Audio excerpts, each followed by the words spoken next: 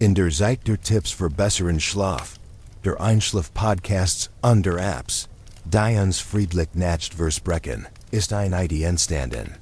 Ein sanftes Flüstern, das viele Menschen begeistert aufgenommen haben. Die Vorstellung, das Lut im Mittelalter erholsamer schliefen, als wir heut. Das Fällen von grellem Bildschirmlicht, der Rhythmus von Sonnenmond und der Mangel in modernem Druck in ein tief ruhig Nacht bescherte.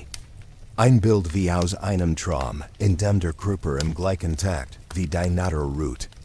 Aber macht Duke bereit, denn hier beim nachtlichen Geschichtenizel werden wir diesen schönen Traum erreichen. Wir lassen die Seifenbläs der romantischen Erinnerung platzen und zeigen Yuka ein viel härter, lauter und oft ziemlich unheimlich Wahrheit. Die Wirklichkeit des Schlafens im Mittelalter war alles andere als friedlich. Aber brutschig, ungemütlich, gefrühlich und, es klar zu sagen, oft wie ein Streif. Wenn du dich heut aber ein unbequemes Bett oder den Kratsch von Nachbarn beschwerst, dann wurde erst einmal Abby, bis du hörst, wie die Menschen damals durch die Nacht kommen. Da du es dir richtig gemütlich machst, klick kurz auf Gefglück mehr, abonnier den Kanal und schreib mir in die Kommentare, wo du gerad bist und wie spät es bei dir ist. Es ist immer spannend zu sehen, aus welchen Ecken der Erde ihr alle dabei seid. Ich bin der nachtliche Historiker und mein Ziel ist, dass dich dies Geschichte in ein Erlebnis hineinzieht, wenn du langsam in den Schlaf gleitest. Aber nun die große Frage, warum schliefen die Menschen damals so schlecht? Darauf gibt es keine schnelle Antwort. Die Grund für ihren unruhigen Schlaf sind ein dickes Netz aus vielen Dingen. Von einfachen Umständen bis zu tief verwurzelten Sorgen in den Köpfen jener Zeit. Wir reden über kalte oder heiß, Zimmer ohne Schutz wie der Witterung, aber mangelt Sauberkeit. Die das Lager zu einem Paradies für Ungeze vermatcht, und aber fällen Sicherheit. Die viel dazu bracht. Die Nacht ein hell boffenen Augen zu verbringen. Und das wir noch längst nicht als.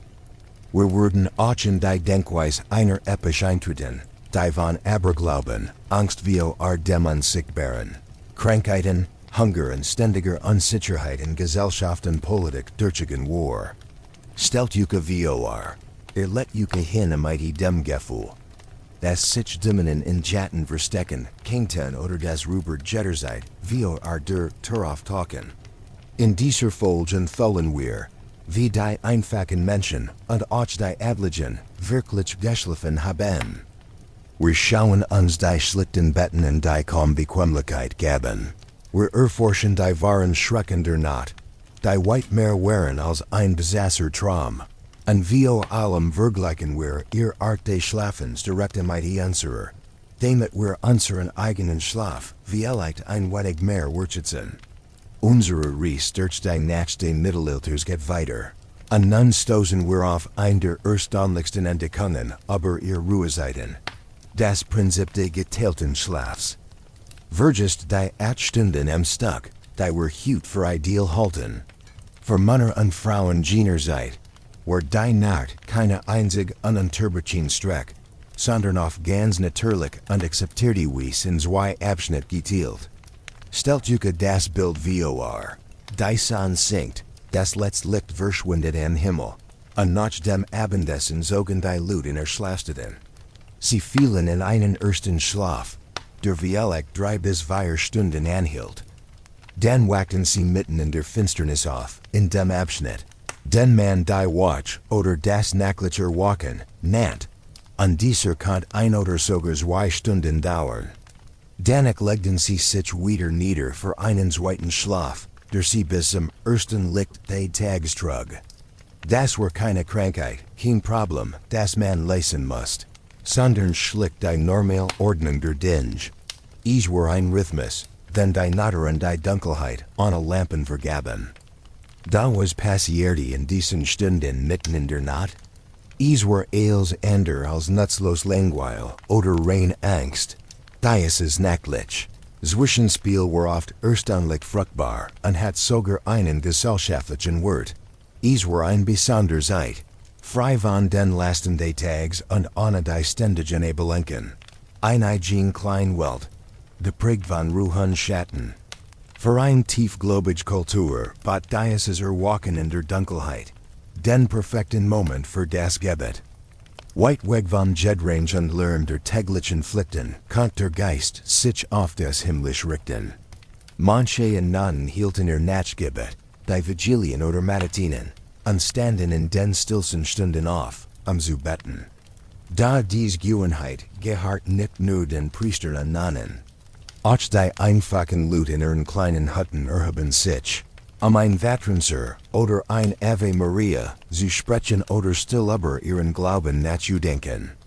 Es war ein Augenblick, innerlich ruhig zu werden, Schutz in einer unsicheren Welt zu bitten, für gutes Wetter erörnt, die Gesundheit der Kinder oder Sicherheit viel den Gefahren der Nacht zu beten. Für viele Menschen war es ein Eket der Hoffnung und den Nachten Überlebens in einer Welt voller Suchen, Hunger und ständiger Unsicherheit. Ein Bauer, der Angst hat, dass ein Sturm seine Felder zerstreuen kennt, stand vielleicht Mitternacht auf, mit einen Glauben, der zugleich halten notwendiget war, sein Bitten in den Himmel zu senden. Da nicht alle Tätigkeiten konnten bis zum Tageslicht warten. Kursen waren teuer und immer auch ein Risiko, der ein Führer schnell entstehen konnte. Trotzdem gab es Arbeiten, die sich gut in der Still der Nacht erledigen ließen. Frauen etwas spannen garn oder wetten in diesen Stunden. Das Surren des Spinnrads war ein vertrauter Klang. Männer hingegen konnten ihr Werkzeug ausbessern.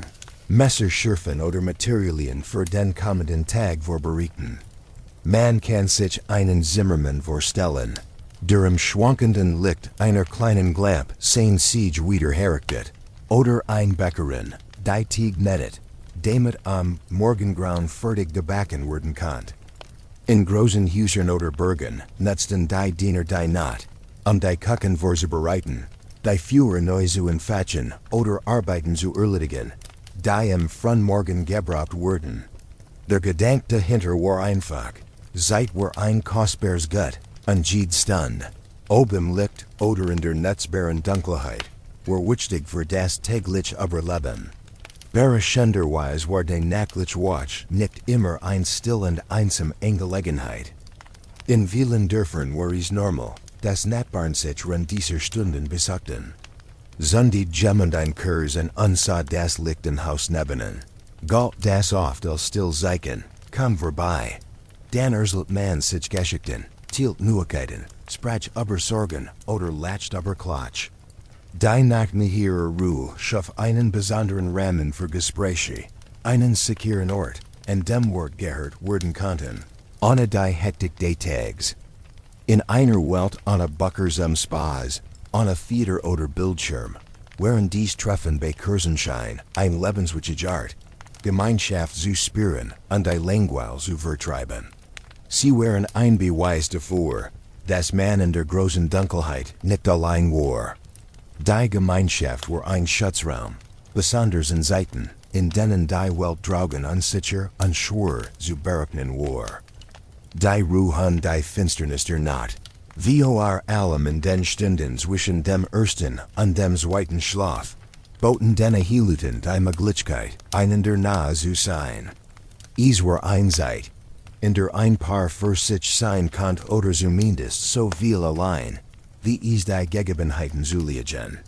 Daher prallt die Wirklichkeit des Mittelalters hart auf unsere modernen Vorstellungen von Rucksack und Privatsphäre. Betten galten selten als persönlicher Raum. Oft schlief die ganze Familie im selben Zimmer, manchmal sogar im gleichen Bett oder in Schlafstätten, die mit Geschwistern, Dienern oder sogar Tieren geteilt wurden, warm zu haben. Stellt euch die Legeins Paris in einer winzigen Hut vor. Rend wenig Meter daneben die restliche Familie und vielleicht auch ein Gast oder ein Nachtrutten. Hey entstand nicht durch Wand oder abgeschlossen Türen, sondern durch das Schweigen der anderen, und sie geschah mit einer Heimlichkeit, die wir uns heute kaum vorstellen können. Der Zweitschlaf war häufig der Moment für Empfängnis, Verborgen vor den Waxamen Augen des Tags. Gleichzeitig wird dieses Nacklicher Wachen, auch ein Stund der Wachsamkeit. Die Dunkelheit barg gefahren. Dennis gab keine Straßenlitter. Und in den Schatten konnten sich echt bedrohungen verbergen. Rüber, Wildtier oder feindliche Gruppen waren ein ständig Sorge. Bauern standen auf, Erjun zu prüfen, nach den Tieren im Stall zu sehen oder schlicht den Gerguschen der Nacht zu lauschen. Waren Wolf in den Hay der Schaf? Hört man Schritt, die auf Rüber hinweisen konnten. In Bergen liefen Watchen Runden, da in einfachen Häusern, muss jedes Mitglied der Familie ein Stück weit als Hüter gelten. Das Überleben beruht auf dieser ununterbrochenen Aufmerksamkeit für das, was draugen vorging. Das Aufstehen zur Mitternacht war nicht nur ein Brach, es war ein notwendiges, ein entscheidender Teil der Strategie, sicher bis zum Morgen zu gelingen. Und falls glaubt, dies Umstände schon hartgenig, lasst mich euch etwas vorstellen, das uns heute fast wie ein Geschichte aus der Zukunft vorkommt. Aber für die Menschen damals so selbstverständlich war wie das Atmen. Der geteilte Schlaf. Verges die Vorstellung von durchgehenden Stunden. Dies Idee ist recht neu. Im Mittelalter wurde die Nacht mit einer Art feierlicher Genauigkeit in zwei Schlafblock aufgeteilt, getrennt durch ein Watchface. Maltuke die schien aus. Die Sonne versinkt. Das Dorf liegt in Dunkelheit. Und nach einem langen Tag auf dem Feld, in der Werkstatt oder in der Burg, legten sich die Menschen nieder. So begann erster Schlaf. Dieser erste Schlaf dauert einige Stunden, vielleicht vom Sonnenuntergang bis mit der Nacht, aber dann war es nicht vorbei. Plötzlich, als hätte ein unsichtbarer Glock in ihren Kopf gelgutet, wachten die Menschen auf. Ganz von selbst, ohne Wecker, ohne Panik, dass Schlaf zerstückelt war. Es war keine Schlafstörung, sondern ganz normal. So passt sich der menschliche Kreuer in ein Welt ohne künstliches Lichten, in ein Leben, in dem Wachsamkeiten tig war. Und was geschah in diesen geheimnisvollen Stunden zwischen dem ersten und zweiten Schlaf? Es war ein Phase voller Tätigkeiten, ein Blick tief ins Herz des Mittelalters.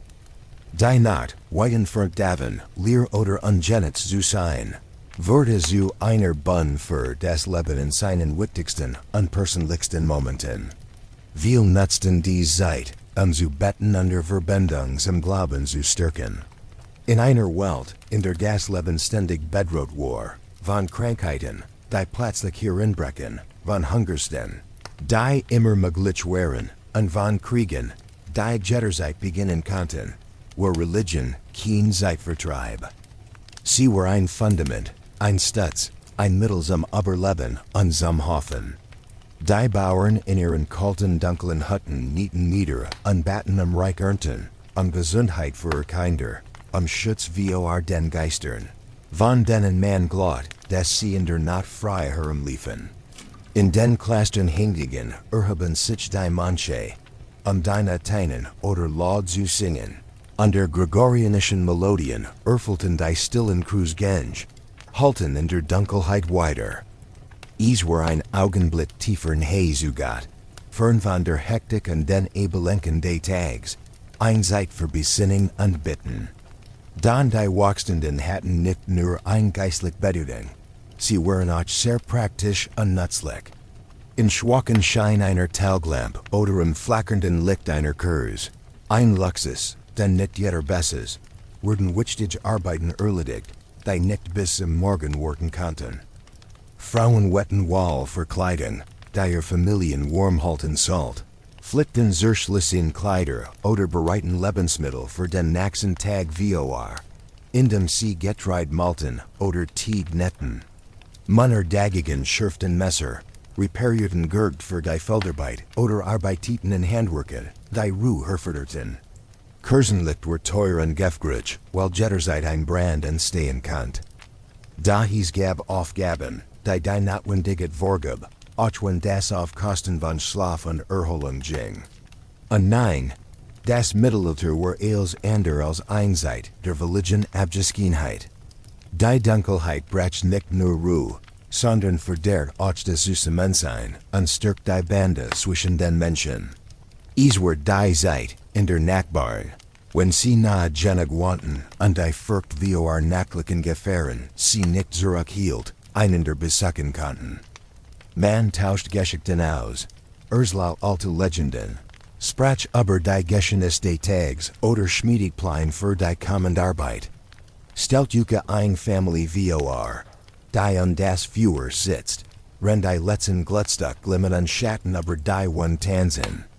Die Kinder ren gespannt Geschichten von Rittern und Drachen, wenn die Wurm des Beisamensins einen Schutz gegen die Kälte und Einsamkeit der Nacht bildet.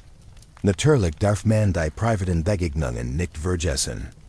Die Dunkelheit und die Stille der Nacht schaffen einen Rahmen für Hay, sei es zwischen Ehepartnern oder bei geheimen Treffen.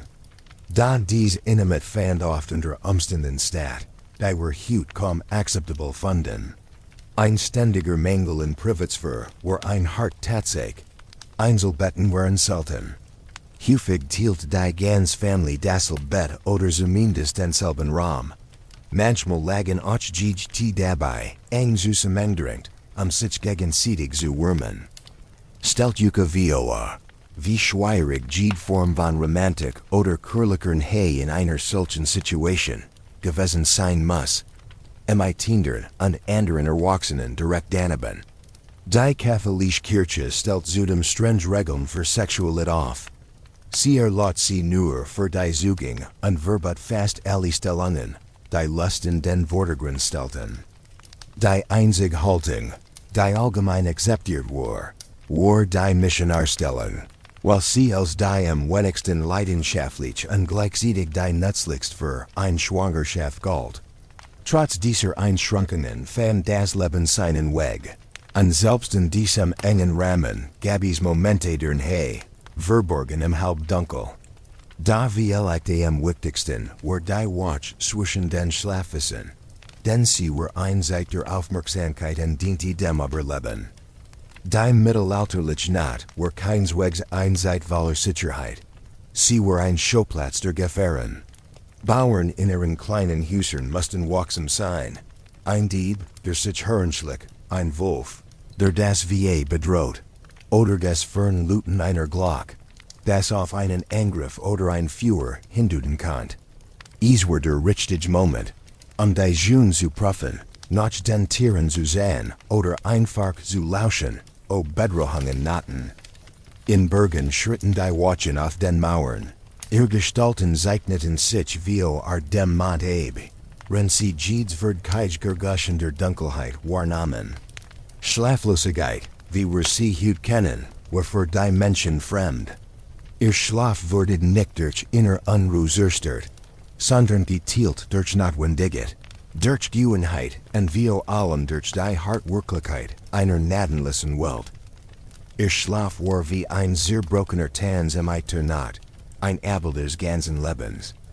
Der geteilte Schlaf im Mittelalter ist nicht nur ein seltsames Detail der Vergangenheit, sondern auch heute ein spannendes Thema für Forscher von Geschichte und Schlaf. Warum haben die Menschen damals auf so ungewöhnlich Weise geschlafen? Zwei Hauptideen versuchen, das zu erklären, und am Ende ist dies vielleicht ein Mischung aus beiden. Die erste ist die Theorie von natürlichen Rhythmus des Körpers. Nach dieser Sichtweise gehört der zweigeteilte Schlaf eigentlich zum Menschen. Sobald frei ist von den Anforderungen der modernen Welt. Denkt einmal darüber nach. Vor der Erfindung des elektrischen Lichts richtet sich alles nach dem Lauf der Sonne. Wenn sie unterging, wurde es stockdunkel. Ohne helles Licht, ohne Straßenlaternen oder dauerhaft Belichtung der Städte, gab es nach Sonnenuntergang kaum etwas zu tun. Die Menschen gingen früh ins Bett, schliefen ein erstwhile, wachten in der tiefen Stille der Nacht auf, und legten sich danach wieder hin, bis der Morgen graut. Manch würde dieser Theorie glauben, dass dieses Erwachen ein Moment besonderer Klarheit war, perfekt zum Nachdenken, Betten oder Meditieren. Sie sagen, das war mit unserem Wunsch nach durchgehendem Schlaf, Vielleicht etwas Wortwahls verloren haben. Vielleicht haben wir unseren Schlaf umgeformt, damit besser in die modern, industrielle Welt passt, anstatt so zu schlafen, wie unser Körper is von Natur aus bevorzugt. Die Zweiterklung jedoch, vielleicht die praktischer, ist, dass dieser geteilte Schlaf mehr eines Wunschen notwendiget war. Nicht aus Wahl, sondern weil die Umstände Zeites diktierten. Das Leben im Mittelalter war rau. Die Stunden Tiefslicht waren selten und wurden willig für Feldarbeit, Jad oder Handwerk genutzt. Die Nacht ohne Lampen waren vielen Dingen wie ein toter Raum, aber nicht in allem. Wie schon erwähnt, Gabby's Dinge, die man trotzdem tun musst, und Gefahren, die überall lauern konnten. Were sich kein großes Fewer leisten könnt, sei es aus Geldmangel oder wegen der Gefahr eines Brandes. Nutzte dies nackte Zwischenzeit verarbeiten, die nur wenig Licht brachten oder die man heimlich erledigen wollt. In diesen Stunden konnte man die Tier versorgen, klein Reperturen machen oder einfach aufmerksam bleiben, Gefahren rechtzeitig zu bemerken. So war dieser Rhythmus auch ein Art Überlebensplan in einer Welt ohne den Schutz und die Bequemlichkeiten, die uns heute selbstverständlich erscheinen. Am Ende an deren Lied wohl die Wahrheit, war es wohl beid zugleich, ein Stück Natur und ein Stück notwendiget. Es war ein natürlich Tendenz, die durch die harten Bedingungen des Lebens im Mittelalter gestärkt und fest verankert wurde. Das bringt uns zu einer wichtigen Frage, die im direkten Gegensatz zu unserer Welt heute steht. Heutzutage sind wir fast besessen von durchgehenderem Schlaf. Wir sennen uns nach der perfekten Nacht, mit 8 Stunden ohne Unterbrechung. Wir geben Geld aus für die neuesten Matrizen, Programme zur Schlafkontrolle und kleine Bendritual. Da der Zweigedelt Schlaf wirklich das ursprüngliche Muster der Menschen war, heißt das dann, dass wir uns von einem eingebauten Rhythmus unseres Körpers entfernt haben? Bedeutet unsere Jad nach ungebrochener Natur vielleicht, dass wir gegen unsere eigene Natur leben? Oder ist dies genau andersherum, dass wir uns zu einem besseren, sichereren Schlafsystem entwickelt haben, frei von den harten Zwängen der Vergangenheit? Ist ein durchgehender Schlaf nicht eher ein Klug? Weiterentwicklung, ein Verbesserung, die Denktechnik und Sicherheit entstanden ist, und die uns erlaubt, uns auszuruhen, ohne zwangsweise mitten in der Nacht aufzuwachen. Heute müssen wir schließlich keine Angst mehr haben wie Warwolfen, die wir der Tür lauern, Krankheiten ohne Heilung oder der Notwendigkeit, bei schwachem Kursenlicht zu arbeiten. Vielleicht ist unser Wunsch nach durchgehender Natur keine Entfremdung von der Natur, sondern ein echt Befreiung. Spannend, oder? Und vielleicht wird die Antwort mehr über uns, als über die Menschen von damals. Lasst uns weitergehen in unserer Reise durch die Nacht des Mittelalters und den Blick auf den Mittelpunkt der Erholung richten. Oder auf das, was sie davor hielten, das Bett. Und hier war der Unterschied so groß wie der Abstand zwischen einem armen Bauern und einem mächtigen Knecht. Wir reden nicht von Hightech-Matrizen mit verschiedenen Härtegraden oder schicken Luxusbetten. Wir reden von der einfachen groben Wirklichkeit, die darüber entschied, wie jemand schlief und welchen Rang im Leben hat. Für die meisten Menschen im Mittelalter, Bauern, nicht oder die arme Stadtbevölkerung, war die Vorstellung eines Bettes etwas völlig anders als für uns. Es gab keine Federkümmermatratzen, keinen Schaumstoff und kein Latex. Was sie hatten, war der Nacktboden.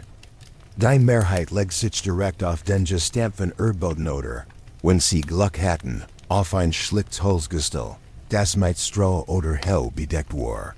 Stellt euch das vor, ein kalter, harter Untergrund, nur schwach abgefedert durch trockenes Gras, das als eine Art einfacher Schutzstück diente. Manchmal, wenn man sich ein wenig mehr leisten kann, stopft man das Stroh in grob Sicke, die dann als primitive Matrizen dienten. In den Listen der einfachsten Haushalt jener Zeit fan man auf nur einen Schlafsack oder schlicht Stroh. Das als Bett genets würde. Word die billigst und am leichtesten Verfügbarlesung. While Stroh und Heu in grosser Menschvorhanden wären, und man sie schnell ersetzen kann. Meist direkt von der eigenen kleinen Farm oder vom Feld. Da die scheinbar Einfächlesung bracht ein Gans. Von Nachteilen mit sich. Die uns hut, Schodern lassen würden. Zuerst einmal hielten die Strohliger fast gar nicht. Das Material drückt sich rasch platt. Verler geht Weichheit und wurde in wenigen Wochen. Manchmal sogar in Tagen, zu einer harten, unbequemen Schicht. Dazu kam das Problem mit der Sauberkeit. Solch Schlafstätten zogen Schmutz, Staub, Essensrest. Die Feuchtigkeit der Luft und Schweiß des Körpers, ein perfekter Ort für ungebeten Gejti aller Art. Flea, Bettwanzen, Lius, Zecken und viele andere Parasiten fühlten sich dort pudelwohl. Die nach der einfachen Lut wurden oft durch ständiges Kratzen und das Gefühl, von diesen kleinen Tieren aufgefressen zu werden. Zur Qual, medizinische Schriften unberückt jener Zeit, erwähnten Lausplägen als etwas valid Normals, selbst in Haushalten, die nach dem Malagen Maßgaben als ordentlich galten. Die einzige Möglichkeit, etwas erleichtering zu bekommen, war, das Stroh regelmäßig auszutauschen. Da das begütet Arbeit, und für viele Familien war frisches Stroh nicht immer leicht zu beschaffen. Dazu kam der ständig Geruch nach Feuchtigkeit, Schweiß und Würfel, der die schlichten Betten begleitet. Am Boden zu schlafen hat noch andere Folgen. Im Winter war man der eisigen Kalt ausgeliefert, und die Aufstiegen nass aus dem Boden fortauf zu husten, Gelenkschmerzen oder allgemeiner Schwach, die den Körper ausschert.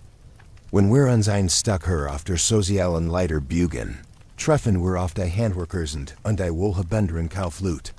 Dies Menschen, die etwas mehr Geld hatten, konnten sich Kleinverbesserungen leisten.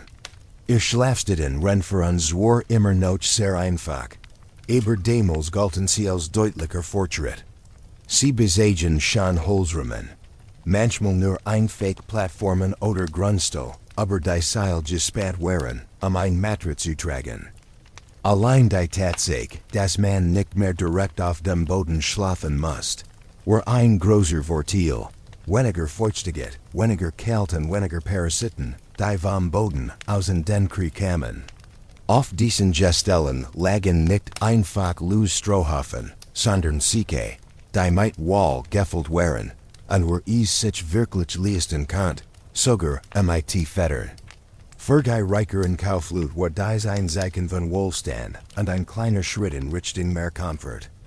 Wohl, auch wenn sie mehr kostet als Stroh, hielt viel länger, schützt besser wie Kalt an, war weniger anfällig für Ungeziefer. Fettern, besonders die von Gessen oder Enten, galten in dieser Gesellschaft als das Sinnbild von Bequemlichkeit. Sie boten ein besser Polstering und ein deutlich weicheres Liegegel. Da wir sollten uns nicht die Sanftheit einer modernen Bettdecke oder eines hütigen Kissens vorstellen. Dies Säcke aus Woll oder Fettern drückten sich mit der Zeit zusammen und mussten immer wieder ausgeschuttelt oder aufgeschlagen werden, damit sie ihre Form und Fall behielten. Trotzdem bedeuten sie eine spürbare Verbesserung der Schlafqualität und standen klar für sozialen Aufstieg. Ein geschickter Handwerker in Städten wie Brugge, Florence oder London, oder ein erfolgreicher Kaufmann zur See, konnte mit Stolz ein Bett besitzen, das aus einem massiven Holzrahmen und einer Matratz aus Woll bestand, vielleicht ergens durch Grabjuet decken, die als Oberwurf dienten. Solch Betten, die nicht selten von Generation zu Generation weitergegeben wurden, waren sichtbar Zeichen des Erfolges und ein Stück Luxus in einer ansonsten entbehrungsreichen Welt. Wenn man die Nachlass Verzichtnis dieser Lut betrachtet, sofern sie erhalten geblieben sind, dann wurde ein Bett mit Wohlfühlung als ein wertvoller Besitz eingetragen. Ganz oben in der sozialen Rangordnung standen aber der Adel und die Kneige. Hier siegt sich der Luxus, wenn auch auf ander Wies als in unserer Zeit. insaner Ganzen Pracht und Herrlichkeit. Für die Schicht war ein Bett weit mehr als nur ein Schlafstedt. Es war ein monumentoses Symbol für Stellung, Macht, Reichtum und Herrschaft. Es ging nicht allein Bequemlichkeit, sondern ein eindrucksvoll Schau, die den Glanz der eigenen Abstammung unterstrich. Stellt euch riesig Ziel in kalten gultigen Bergen Vio, beherrscht von gultigen Betten, emiting, posenden Baldachinen. Dies Überdücker, oft reichemit hochschnitzieren versiert, waren warm Meisterwerk und trugen schwer Vorhänge aus Broket, samt oder kostbar Seid aus fernen Ländern.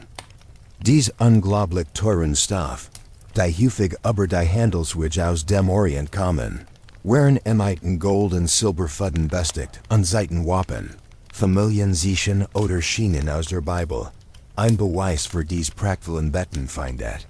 Sich in den wenigen erhaltenen Originalen, aber auch in den Miniaturen illuminierter Handschriften oder in den Verzeichnissen des Adels.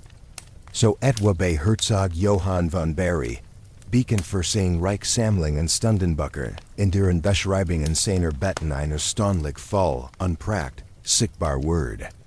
Dies Betten hatten neben dem Komfort noch ein ganz ander, which de aufgab.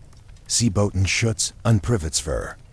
In den großen Burgallen, in denen oft viel Menschen schliefen, von hochrangigen, dienen aber Leibwächter bis hin zu Hofdamen, gaben die Vorhänge zumindest ein Einfaches, aber entscheidendes Gefühl von Intimate und Abgeschlossenheit. Die Vorhänge konnten komplett zugezogen werden und verwandelten das Bett in einen kleinen Raum im Raum, ein persönlich Zuflucht mitten im ständigen Durcheinander. Selbst Kneige und Kniginnen hatten oft Häftling, die in Sichtweite oder in einem Nebenzimmer schliefen, sei es aus Sicherheitsgrund oder wegen des Dienstes. Die schweren Stoff waren die einzige Möglichkeit, diesem dauerhaften Beobachtwerden zu entkommen. Neben der Privatsphäre hatten die Vorhänge auch einen sehr praktischen Zweck. Sie halfen dabei, ein wenig Wärme in den riesigen, eisigen Burgallen zu halten, deren dicht Steinwand kon Schutz via Arkell boten. In den Wintermonaten war die Luft innerhalb der Baldachini deutlich wärmer und weniger von Zugluft betroffen als der Rest des Saals. In bitterkalten Nächten war dies ein echter Segen. Es war ein einfach, aber wirksam Form der persönlichen Temperaturregelung. Die Matrizen des Adels waren großzügig mit feinen Vogelfüttern gefüllt, nicht nur von Dünsen oder Enten, sondern manchmal sogar von Schwonen. Das Ergebnis war ein wunderbar weich und bequem Liegefläche. Dazu kamen Feinleinentucker, kunstvoll Gearbeitet überdecken. Oft mit zusätzlicher Watering für mehr Wärme, sowie mehrier Kissen, die ebenfalls mit Fettern gefüllt waren. Für viel Bergen war das knickliche Bett das wertvollste Muckbelstig überhaupt. Ein sichtbar Zeichen, der Macht und Grade des Herrschers. Selbst nach dem Tod siegt man adlige in den Darstellungen ihrer Grabkler oft liegend auf ihren Betten, als Symbol für ewige Ruhe und deren unvergänglichen Rang. Die Hartwirklichkeit des mittelalterlichen Schlafens wirklich zu begreifen, lohnt sich ein Vergleich. Stellen wir die Matrizen der drei sozialen Schichten neben ein modern Matriz, so veröffnet sich ein gültiger Abgrund und Komfort und Nutzen. Für den Bauern, der nur auf einer dünnen Schicht Stroh schlief, war die Erfahrung kaum mehr als ein leichter Schutz gegen die kalten, nasty Bodens. Die Polsterung war unsicher, unkurzelig. Sie verschloss in wenigen Wochen und verwandelt sich in ein hart, unfreundlich Fletch. Das Stroh sog fortschritt auf, zog ungeziffer und unpasst sich dem Kror in keener Wiesen. Die Folge waren nicht voller Juckreis, Schmerzen und unruhigem Schlaf. Der Unterschied zu unserer heutigen Matriz ist kaum in Wort zu fassen. Unsere Matrizen geben gleichmäßig, dauerhaft Unterstützung, Jahr für Jahr. Sie sind so gebaut, dass Luft zirkulieren kann, wodurch sich wieder fortschritt, noch Milben sammeln. Hergestellt aus Materialien, die Allergien verhindert, bieten sie ein sauber, hygienische Oberfläche ohne Parasiten. Dazu kommt außergewöhnliche Haltbarkeit, die für ein Schlafwohl sorgt. Das im Mittelalter unvorstellbar gewesen wäre. Es macht einen riesigen Unterschied, ob man auf einer harten, kalten und von Insekten befallenen Unterlage schlagt oder auf einer stablen, sauberen und gut geregelten. Für die Menschen der mittelalterlichen Mittelschicht, die ihr Betten aus Wall oder, wenn sie Glück hatten, aus Federn auf einem einfachen Holzrahmen hatten, war der Schlaf ein kleines Stückchen angenehmer. Diese Matrizen hielten die Wurm besser als das Stroh der Bauern und gaben zumindest eine einfache Form von Polsterung. Da sie mussten ständig gepflegt werden. Man musste die Füllung auflockern und einfach reinigen machen, die Verklumpung und die vielen Milben in den Griff zu bekommen, die trotzdem ein Problem blieben. Außerdem war die Lufterklassig gering und die Unterstützung für den Rücken war unregelmäßig und wenig hilfreich. In Vergleich dazu ist ein modern Matratz aus Memoryschaum, Latex oder Taschenfedern ganz anders. Sie ist so gebaut, dass sie den Rücken in die richtige Position bringt und Druckstellen verhindert, indem sie das Gewicht gleichmäßig verteilt. So wird der Schlaf viel bequemer und Schmerzen werden vermieden. Auch in Sachen Sauberkeit sind die heutigen Betten weit voraus. Sie haben eingebaut Behandlungen gegen Milben und Besuch, die man waschen kann. Dank spezieller Belüftungssystem bleibt die Luft im Inneren frisch, und die Haltbarkeit reicht oft 10 Jahre oder länger, ohne dass man täglich daran arbeiten muss. Ganz oben in der Gesellschaft hatten die adligen Betten, die dick mit den besten Federn gefüllt waren. Das war der Höchstluxus der damaligen Zeit, weich und warm. Aber auch hier gab es Problem. Die Federn verrutschten, bildeten Lacker und Unebenheiten, so dass es der Rücken keine richtige Unterstützung bekam. Trotz der feinen Stoff war es schwer, die Betten wirklich sauber zu halten, und ein Jezephyr war ein ständiger Feind. Ein modern Luxusmatratzi dagegen, ob aus hochentwickeltem Schaum, komplizierten Federsystemen, Hybridmodellen oder sogar verstellbaren Luftkammern, bietet nicht nur Weichheit, sondern auch eine perfekte Unterstützung, die der Körperhaltung hilft und Schmerzen lindert. Dank Gelen und atmungsaktiven Schichten wird die Temperatur aktiv reguliert, und die Hygiene ist fast vollkommen, da die Materialien Allergien und Milben fernhalten. Ihr Lebensdauer ist erstaunlich lang, und sie verreicht die Weichheit von Federn mit einer Sauberkeit und Unterstützung, von der die mittelalterlichen Adligen nicht einmal träumen konnten. Träumen konnte man davon kaum. In Grund waren Betten im Mittelalter einfach nur ein Platz, sich hinzulegen, rennt modern Matrizen auf vielen Jahren voller Forschung über Schlaf, Körperhaltung und neue Materialien beruhen. Früher gab es nur ein grob Polstering und etwas einfach warme Isolierung. Heute haben wir Betten mit genauer Rückenstütz, aktiver Temperaturkontrolle, besserer Hygiene und einer Haltbarkeit, die viel Jahre anhält. All das hat den Schlaf frei gemacht von den Strungen, Parasiten und dem Unbehagen, die im Mittelalter ganz normal waren. Man kann darin sehen, wie sehr die Technik sogar ein so einfach menschliche Notwendigkeit wie das Schlafen verändert hat. Der Unterschied zwischen einer schlichten Strollage und einem prunkvollen Himmelbett seht nicht nur, wie unterschiedlich der Schlaf war, sondern auch, wie tief die Gesellschaft geteilt war. In einer Zeit, in der Muckbel selten und sehr teuer waren, bekam jede Stück, besonders das Bett, ein Betterding, die weit über das rein Nutzen hinausging. Für Adlige und Kneich war ein Himmelbett nicht einfach nur ein Schlafstuhl. Es war ein Zeichen von Rang und ein Mittelpunkt ermatcht. In den riesigen Hallen der Burgen, wo viel Dinge gleichzeitig stattfand, wurde das Bett mit seinen großen Pfosten und Schwuren verhängen, zu einem halb geschlossenen Raum im Raum. Dort wurden nicht nur geschlafen. Man empfing besser, hielt Kleinversammlungen ab oder sprach sogar über wichtige politische Fragen. Man kann sich vorstellen, wie ein Herrscher oder ein Hofdame aufrecht zwischen den Kissen sah, rennt ein Boot sein Nachricht überbracht oder Vasallen ihr Bitten vortrugen. Die dicken vorhenge die Baldikins kanten, wenn sie zu Gesigen waren. Ein süßliche Schicht von Privets verschaffen, etwas, das in jener Zeit users selten war. Sie bildeten den Rahmen für das öffentlich wie auch das Privatleben der Mächtigen. Ein Bund für Einfluss und Autorit. Selbst das Bett eines Königs oder einer Königin war oft mehr als ein Machtbelstig. Es war Teil der Ingenieuren.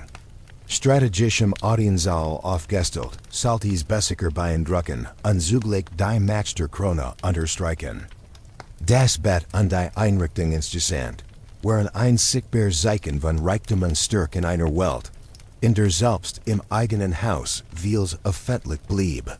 War einen kleinen, abgeschlossen Zufluxert in einem großen Raum schaffen konnt, siegt damit, dass besonderen Schutz und ein seltens Privileg besses.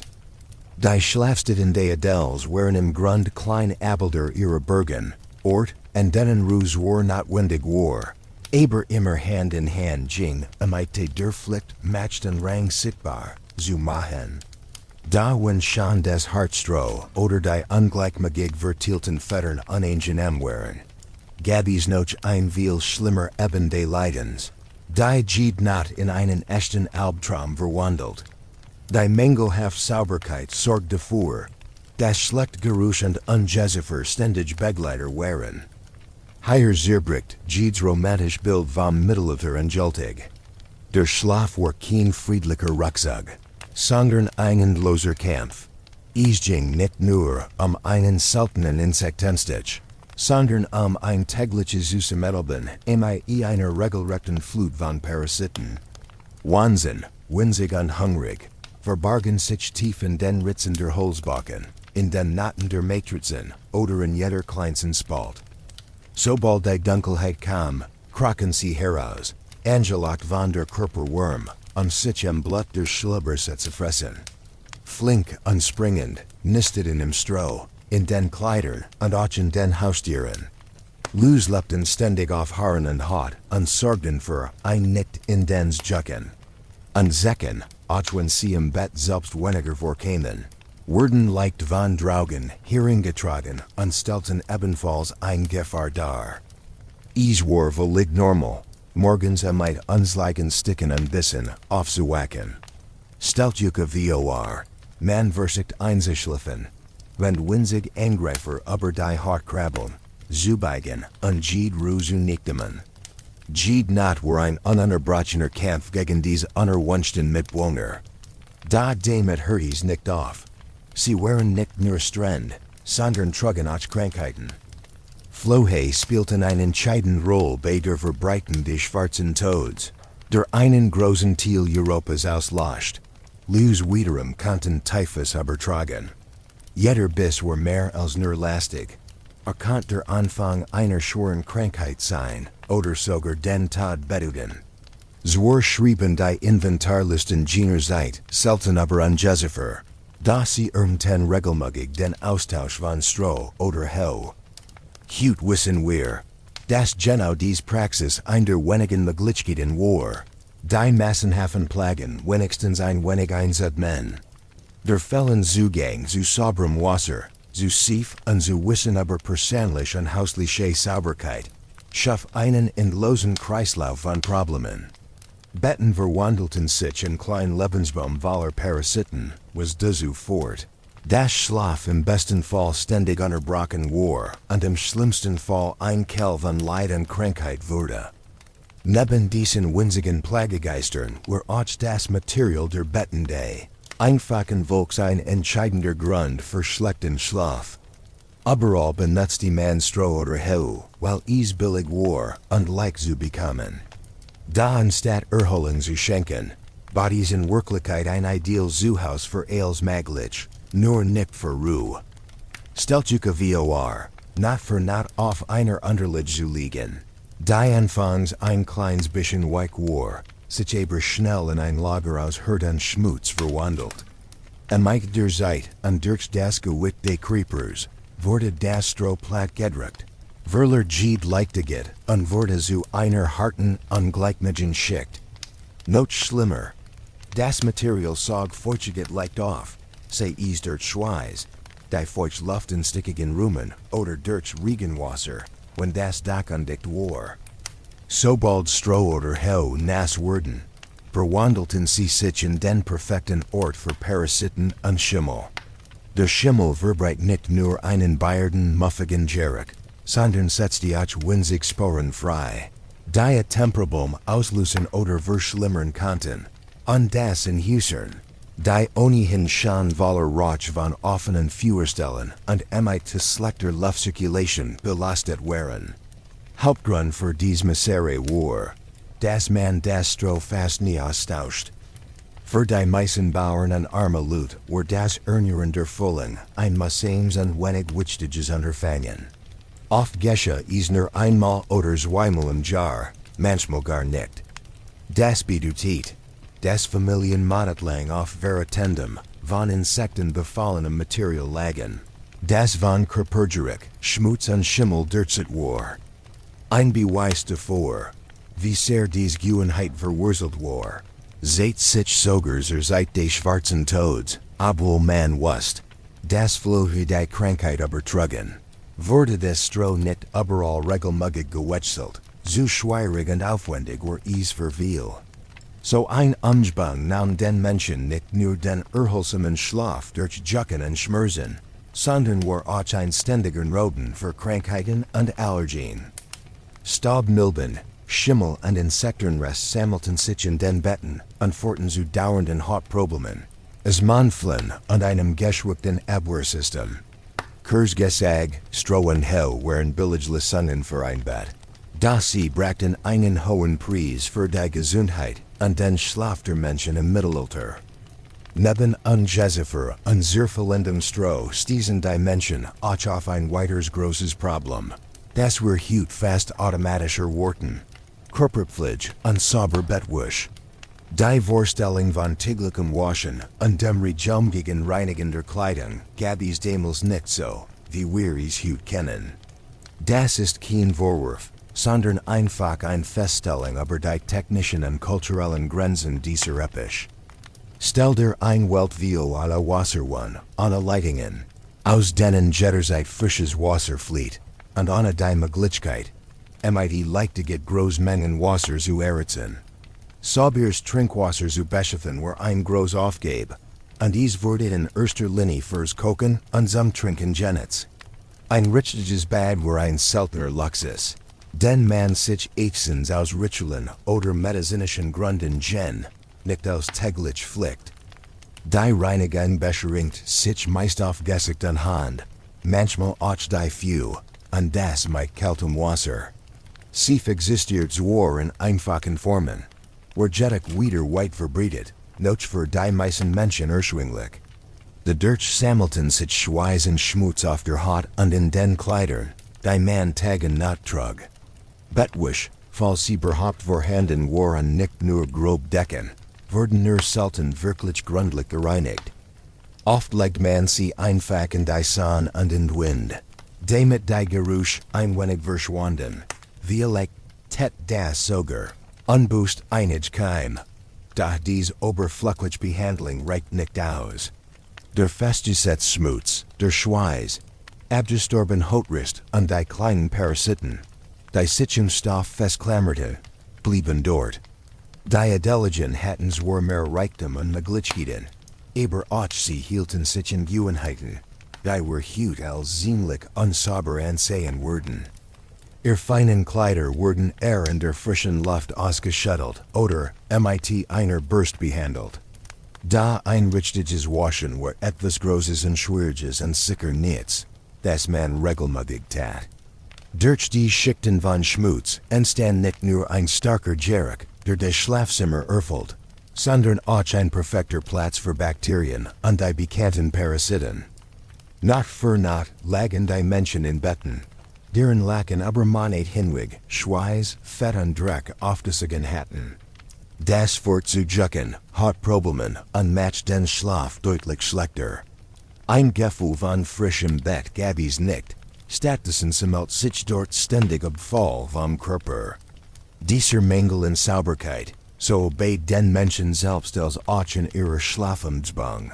War einer der großen Grund, warum schlafen im Mittelalter so schwierig war. Es lag nicht in Fallheit, sondern in den Grenzen einerseits an Wasserleitungen, an Seifenvielfalt und an all die Erfindungen, die wir heute normal finden. Nachdem wir schon über die Dunkelheit, das Kratzen, die Insekten und das Hartstro gesprochen haben, dürfen wir einen weiteren Sinn nicht vergessen, der für die Nacht damals entscheidend war, der Geruch. Für die Menschen im Mittelalter war die Luft im Schlafzimmer etwas völlig anders als für uns heute. Ein Geruch hatten eine riesige Bedeutung, die das Schlafen sehr unangenehm macht. Stellt euch die Schien vor, Stromischer oder Humatratzen, die feuchtige Aufnehmen und langsam verfalten, verbreitet in den Geruch von Schimmel und verdorbenem Material. Die Räume waren klein, schlecht belüftet und hatten oft kaum Fenster. Im Winter hielt man sie geschlossen, und die Wärme nicht zu verlieren. Die Luft deren wurde dick, stickig und schwer zu atmen. Dazu kamen die Körpergeruch der Menschen, die Kleidung und Bezug durchgehen, weil es keine tägliche Reinigung gab. Und das war noch nicht alles. Häufig schliefen Tier wie Kuh, Schwein oder Hühner direkt neben den Menschen, ihr Körperwärme zu nutzen. Der Tiergeruch mischt sich mit allem, was schon in der Luft hing. Au jedem standen nacktiv im Raum, die nicht immer gleich geleert wurden. All das zusammen ergab ein starkes, unangenehmes Gemisch, in dem die Menschen jede Nacht schlafen mussten. All das führt zu einer Geruchswelt, die für uns heute fast unmöglich zu ertragen war. Man schlief nicht gerade in frischer Luft. Die Nase der Menschen im Mittelalter war in dies Duft gewöhnt und empfand sie vielleicht nicht so streng wie wir, das heißt nicht, dass sie die Qualität des Schlafs nicht verschlechterten. Stark Geruch kann in den Geist belassen, selbst wenn man sich in sie gewöhnt hat, und sie machen es schwer, sich zu entspannen und in tiefen Schlaf zu fallen. Sie waren ein weiterer Teil der dichten Netzes und Problemen, dass das Schlafen in jener Zeit weit davon entfernt, wirklich erholsam zu sein. Die Ansammlung von schlechten Geruchen in den Schlafzimmern war nicht einfach nur ein farbiges Detail. Sie passt direkt zu der medizinischen Vorstellung jener Zeit, der Lehre von den Miasmen. Damals gab es kein Mikroskop, und niemand wusste von winzigen Lebewesen wie Bakterien. Also versuchten die Menschen, Krankheit so zu tun, wie es ihnen möglich war. Zwar verstanden sie nichts von Kiemen, daher sie spürten, dass schlechte Geruch eng mit Krankheit und Würfel verbunden waren. Nach der Miasma-Theorie kamen Suchen wie Pest oder Cholera von verdorbener Luft, die aus fallenden Dingen aufstieg, aus Sumpfen, Moll, verwesenden Körn, oder einfach aus dem Schmutz von Stadt und Körper. Man glaubt, dies verdorben Luft dringt durch Atmung oder sogar durch die Hautporen in den Körper ein. Streu das Gleichgewicht der Körpersaft und vor so zu Krankheit. Unter diesem Blickwinkel war das mittelalterliche Bett selbst ein kleines Zentrum des Miasmas. Stellt euch die Mischung aus muffigem, feuchtem Stroh, Insektenresten, Schweiß, den starken Körpergeruchen ungewaschener Menschen und dazu den Hay von Tieren vor. All das ergab ein schwer, drückend Luft, die man noch dämlicher sichtweise als verdorben und krankmachen ansah. Hörst, die noch den Eiden von Galen oder Hippokrates folgten, heiten sofort einen Zusammenhang zwischen so einer Umgebung und der Anfälligkeit für Krankheiten. Für sie war Schlafen in dieser Luft nicht nur unbequem, sondern direkt giftig für die Gesundheit. Auch wenn sie keine Ahnung von Viren oder Bakterien hatten, seien ihnen Biobakterien da klar, dass Schmutz und Gasstank mit Krankheit einhergingen. Darum waren die Qualen im mittelalterlichen Bett nicht nur durch Insektenbiss oder hartunterlegen Virusicht, sondern auch durch die unsichtbare Gefahr, die schlecht versicherte Luft für ihr Leben bedeutet. Ein Gefahr, die Gott zu ihrem damaligen Weltbild und ihrem Verständnis von Krankheit passt. Wenn dachtet, dass Parasiten und Schlimmgeruch schon das Schlimmste beim Schlafen im Mittelalter waren, Dan Nachtuke bereit, noch mehr Faktoren kennenzulernen. Die Jede Nacht zu einer echten Prüfung matchten. Das entlos Lehrmann und die extremen Wetterbedingungen in den Häusern. Ruhe were im Mittelalter fast nicht bekannt, eine Seltenheit, die meisten Menschen niemals erleben würden. Vergis des stillen Nacht, die were hut so schätzen. Die Gergeschwelt jener Zeit were ein unerfreulich Mischung von Tunen. Die tiefen Schlaf fast unglitch matchten. Dweren Zurst die Tier, die fast überall waren. Ziegen, Schafen Kuh lebten oft direkt neben den Menschen und hielten im Winter sogar dasselbe Dach, Wurm zu spenden. Das bedeutet, das Blicken, Mohn und das Rascheln ihrer Bugungen Teil der Nachtgergusch wurden. Dazu kamen Ratten und Mews, die man in jedem Dorf und jeder Stadt fand. Ihr Kratzen und Huschen in Wunden, Baden und Decken waren vertraut, aber Boingru hegen des Gerguschem Dunkeln. In den überfüllten Dörfern und wachsenden Städten verstummt auch das Leben der Nachbarn, nicht willig, wenn die Sonne unterging. Die Häuser standen dicht gedrängt, mit dullen Wunden. Die Jedes Gergusch weitertrugen, Stimmen, Kinderweinen, Latschen, Streitereien. Das alltägliche Leben drang durch Jede Ritz. Da auch die Nacht selbst brach der offiziellen Gergusche Mighty sich. Die Ruf der Nachtwächter, die durch Stragen und Bergen gingen, noch finden oder Brinden Ausgo zu halten, waren ein ständiger Klang. Sie sollten zur Sicherheit geben, störten aber den Schlaf immer wieder. Und dann das Luten der Kirchenlocken, Stund für Stund, vergebet oder Sperrstunden. Jeder Glockenschlag war ein Erinnerung an die Zeit und ein Hindernis für echt Ruhe. Wenn der Morgen nahte, begann das Kragen der Hain sein laut Melodie und kündigt den neuen Arbeitstagen, lange bevor die Sonne aufging. All dies Gergusch formten ein Magteidskalkulus, die verhindert, dass jemand in tiefen unerholsamen Schlaf fiel. Selbst im Schlaf blieben die Menschen in einer Art ständiger Wachsamkeit. Aber nicht nur die Gergusch rotten den Menschen Ruhe. Auch das Klima in den Häusern war ein harter Gegner des Schlafs. Mittelalterliche Gebäude waren von Natur aus sehr schlecht isoliert. Das bedeutet, dass die Temperaturen draugen fast immer bestimmten, wie es sich drinnen anfühlte. Stellt euch ein Großberg im Norden Europas vor, vielleicht in England oder Schottland, mitten im tiefsten Winter. Von Auen wirkt sie beeindruckend, mit hohen Mauern, Türmen und dicken Steinen. Da sobald man die schweren Tor durchtritt, war man der Kalt ausgeliefert. Die riesigen Steinsel, die eigentlich Macht und Reichtum zeigen sollten, fühlten sich in der Realität wie Jultige Eiskammern an. Ein Kamin brannt zwar mit einem prasselnden Feuer.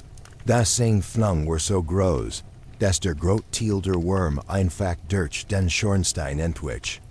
Selbst ein loderndes Feuer konnte unendlich weit des Saals kaum spürbarer wurmen. Durch Jede Spalt, durch schlecht schliegen Türen und sogar durch die Steinmauern selbst drang die eisig Luft von draugen. Die Kälte schlich sich in Jede Eck und ließ niemanden in Ruhe.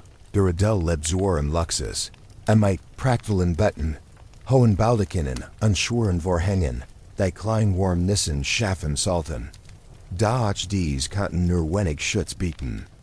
Die Himmelbetten wurden zu regelrechten Zufluchtsorten, einer kleinen Blaze, die wenigstens ein bisschen Wurm hielt. Trotzdem blieb das Schlafen ein Kampf. Man musste in mehreren Schichten Kleidung schlafen, oft in denselben Kleidern, die man tagsüber getragen hat. Mit jedem Atemzug stieg ein klein Wolk von Dampf in die Luft. Ein ständiges Zeichen davor, wie frostig die Umgebung war. Es war keine sanft-kühl Nacht, in der man sich erholen konnte, sondern eine Nacht voller Schönklappern, in der Körper seine Energie darauf verwendet, nicht zu erfrieren, anstatt sich auszuruhen. Oft kuschelten sich die Menschen eng zusammen, wenigstens ein wenig Körperwärme zu teilen. Das Haf, bracht aber auch Engine schränkt die Bequemlichkeit ein. Nun wechseln wir das Bild. Versetzen wir uns in ein Villa auf der Iberischen Halbinsel, oder in Süditalien, mitten im Sommer. Hier wo das Gegenteil der Fall. Die Hitze were der Feind des Schlafs. Dieselben Mauern, die im Winter eiskalt waren, verwandelten sich in der Hitze in Wurmspeicher. Tagsüber sog der Stein die brennen Sonne auf, wie ein Schwamm, und gab sie in der Nacht langsam wieder ab. Ohne Korluftung, ohne Ventilatoren, ohne Klimaanlage, wie wir sie heute kennen, verwandelt sich die Nacht in ein drückend Qual.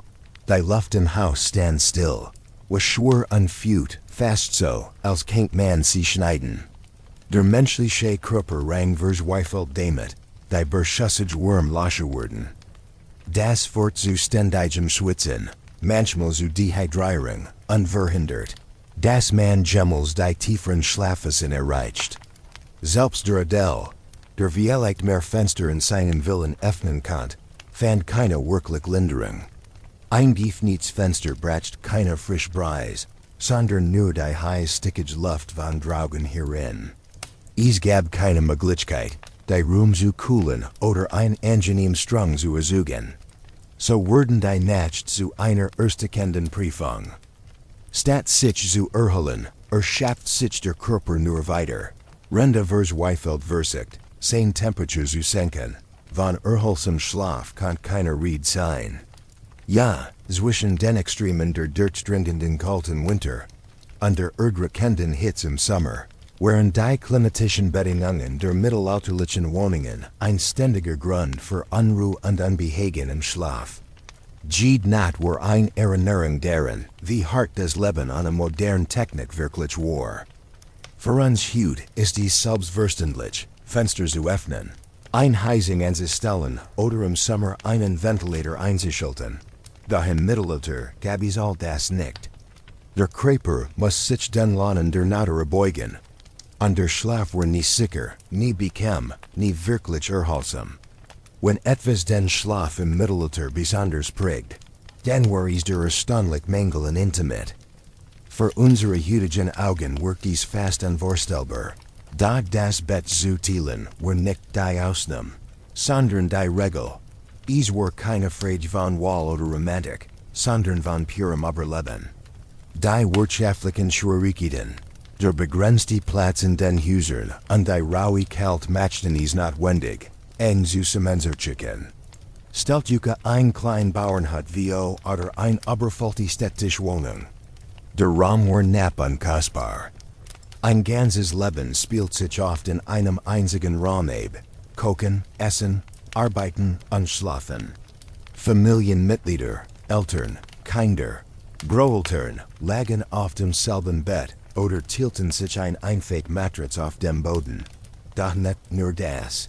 In manchen Häusern legten sich auch Diener oder sogar Besiger dazu, wenn sie bleiben mussten. Das gemeinsame Schlaflager war eine einfach praktische Lösung, Platz zu sparen. Vor allem aber war es eine Strategie, Wurm zu bewahren. Zusammengekehrt, eng aneinander gedrückt, bildeten die Kreatur eine Art menschliche Heizung, die half die langen, frostigen Nacht zu überstehen. Aber dies Nähe hat auch Schattenseiten. Privatsphäre existiert praktisch nicht.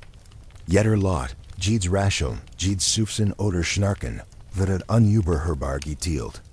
Und nicht nur Geräusch, auch Geruch, Bewegungen, selbst das unruhige Wohlsein eines Kindes oder das Fieber eines Kranken, wurden zur gemeinsamen Erfahrung. Was im Winter als retend Wurm diente, verwandelt sich im Sommer in ein unerträglich Last. Die dicht gedrängten Körper machten die stickige Luft noch schwerer, und den Schlaf war kaum zu denken. Noch gefährlicher war aber die ständige Bedrohung durch Krankheiten und Parasiten. Hygiene war begrenzt, und das Wissen über Keim existiert nicht. Ein gemeinsames Bett wurde so zu einem idealen Roden für Ansteckungen. Ein Husten breitet sich blitzschnell auf alle aus. Leus und Flea wanderten ungehindert von Körper zu Körper. Ein einfach Grip, Hautkrankheiten oder ein Flohbefall konnten ein ganz Familie oder sogar ein ganz Dorfgemeinschaft lahmlegen. Das Schlafen in der Gruppe war also gleichzeitig ein Mittel zum Überleben und ein Fletch für die Gesundheit. Ein Blick auf die Architektur jener Zeit zait deutlich, warum schlafen kaum mit Comfort verbunden war. Bergen, Dörfer, Bauernhäuser, alle wurden so gebaut, dass sie Schutz und Haltbarkeit boten, nicht gemütlichkeit. Schlaf war wichtig, aber Sicherheit war wichtiger. Ein Berg sollte Belegeringen ausschalten, ein Ringling abwehren und den Reichtum der Herren zeigen. Deshalb waren ihr Mauern dick, ihr Fenster winzig oder gar nicht vorhanden. Die großen Ziel, so beeindruckend verbessert, waren eiskalt, zugig und laut. Der Stein, ein perfektes Baumaterial für Stabilität, war notwendig. Wenn es das Klima ging, im Winter klirrend kalt, im Sommer brutend heiß. Kamen hafen nur wenig, und oft zog der Rauch in den Raum, so dass es Augen und Lungen gereist wurden. Und auch in den Dörfern war es kaum besser. Dort wurden die Häuser meist aus Holz, Lehm oder einfachen Steinen gebaut. Man baute pragmatisch, imitem, was de Natur gerad hergab.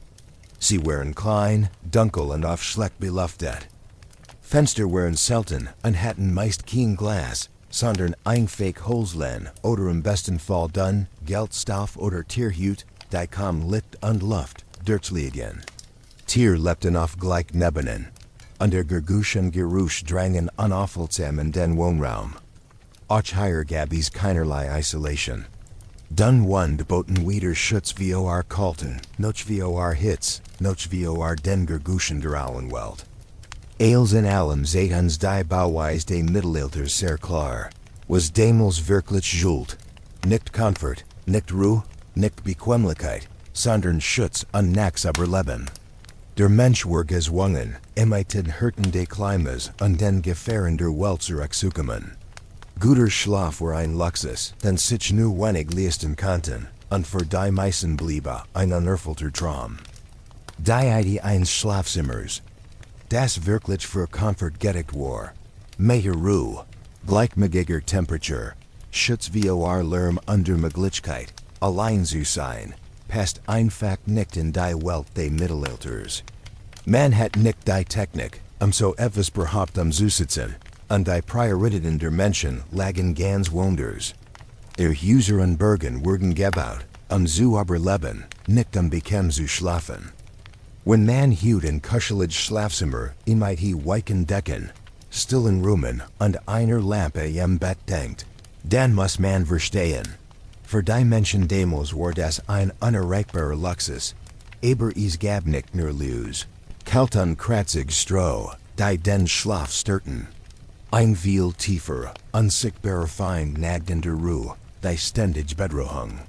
Das Mittelalter war keine friedliche Zeit. Gewalt, Unsicherheit und Angst beglitten die Menschen täglich. Jeder Schatten konnte Gefahr bedeuten, jede Nacht brachte neue Sorgen. Ein einfacher Bauer fürchtete, dass ein Funk sein Stroh gedeckt hat in Fahnen setzte und dem als Namen. Ein Händler wusste, dass sein Waren oder sogar sein Leben in einer einzigen Nacht durch Rüber verloren gehen konnten. War außerhalb einer befestigten Stadt oder einer großen Berg lebt, war besonders ausgeliefert. Die Stragen waren gefährlich. Händler mussten mit Banditen rechnen, und Krieg oder Überfall verwandelten ganz Dörfer aber not in Schutt und Asch. Menschen schliefen. Ja, aber oft war es ein unruhiger Schlaf, halb Watch, halb eine Alarmbereitschaft. Es gab keine Schlösser, die wirklich Sicherheit boten. Keine Polizei, die über die Straßen watcht, keine Alarmanlagen. Selbstschutz war alles. Ein mackender Ast, ein Hund, der in der Fern anschlug, ein Pferd, das mitten in der Nacht wie hört. All das konnte als zeichendrahender Gefahr getötet werden. Ein Kratzen in der Tür ließ das Herz sofort schneller schlagen und riss die Menschen aus dem Schlaf. Die ständige Wachsamkeit macht tiefen Schlaf fast unmöglich. Das Gern blieb eingespannt, immer bereit, sofort aufzuwachen. Der Schlaf wurde brüchig, zerrissen, mehr Dietzen als wirklich Erholung. Es war nicht die Angst vor Albträumen, die sie quält, sondern die Angst vor der Wirklichkeit, die draugen lauert, manchmal auch drinnen. Und als war das nicht genig, Brach die Dunkelheit ein weiter Dimension der Angst. Es gab keine Laternen, keine Strandbeleuchtung, keine Kerzen, die dans not brannten. Wenn die Sonne unterging, fiel die Welt in ein tiefes, unterdringliches Schwarz.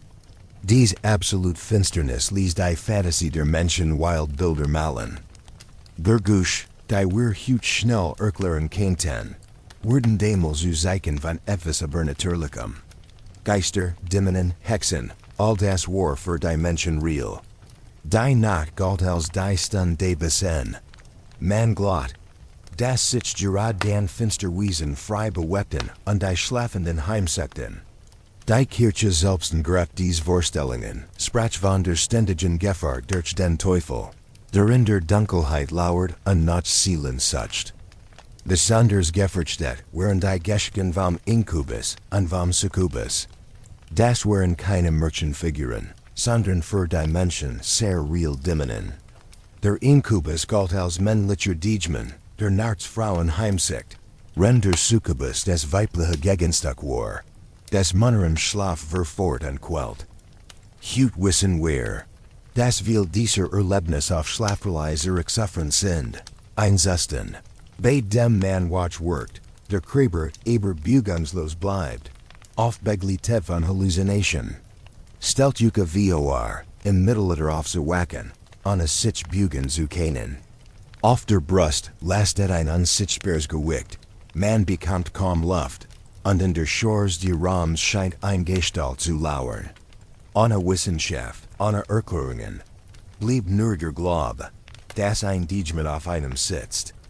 Es war eine Angst, die so stark und real war wie die Furcht vor einem Dieb in der Tür.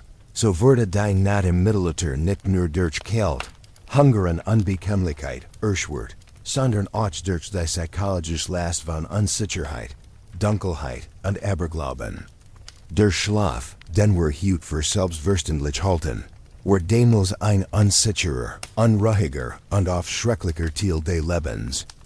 Jeder Albtraum, jedes Gefühl des Erstigens oder des Drucks auf der Brust war für die Menschen des Mittelalters nicht nur ein Traum. Für sie war es eine direkte Begegnung mit einem Dämon, ein Angriff aus der unsichtbaren Welt. Diese Überzeugung verwandelt das Schlafen selbst in etwas Bedrohliches. Augen zu schließen bedeutet, sich verletzlich zu machen. Wehrlos gegen die Schrecken, die aus der Dunkelheit hervorkommen konnten. Jeder Schritt in den Schlaf war ein Wagnis, ein Eintritt in ein Reich. Das genauso gefährlich erschien wie die Hartrealität des Tags. In einer Welt, die voller Gefahren war, manch real, ander eingebildet, fehlten den Menschen all die technischen Hilfsmittel, die wir heute haben. Keine Schlösser, keine Alarmanlagen, keine Polizei, keine Medizin, die schützen oder heilen konnte. Alles was innen blieb, war der Glaube. Der Glaube war der letzte Zufluchtsort, der unsichtbare Schutzschild, und den sie sich klammerten. Darum war das Gebet am Abend mehr als nur eine religiöse Gewohnheit. Es war ein verzweifelter Ekeit, ein inniges Flehen. Ein Bauer niet in seiner Lemhut nieder, bet die Heiligen darum, sein Family, sein Via und sein winziges Stück Land zu schützen. Ein Adliger, der in einem prächtigen Himmelbett lag, richtet sein Gebet in Gott, damit sein Berg, sein Erb und sein Diener die not überstehen würden. Alle beteten am Schutz, vio Dieben, die wenigen Habseligiten robben konnten.